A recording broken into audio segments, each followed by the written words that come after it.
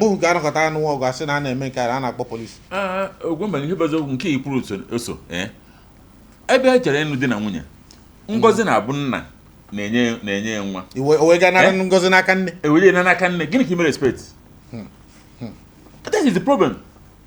O nwere kịta ihe a na-akọrọ gasị na nna gị o ji wee bụrụ o ji mewu nne o ji wee gba n'iro ị na-apụ mmemme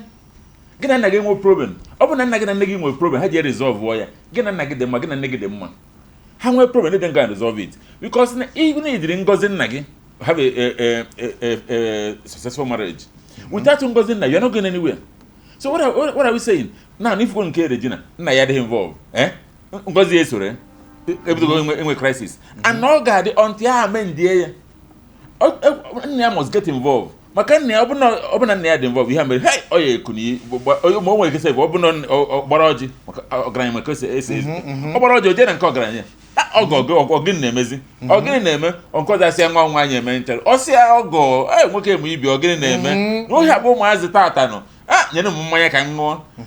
edozie okwu ahụ within space of 30 minutes edozie ya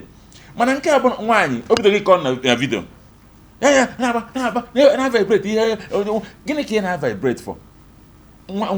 ọhụụ gị na anụ di nwa gị na anụ di isi na nwa gị chụtara ya why can't you just respect that institution?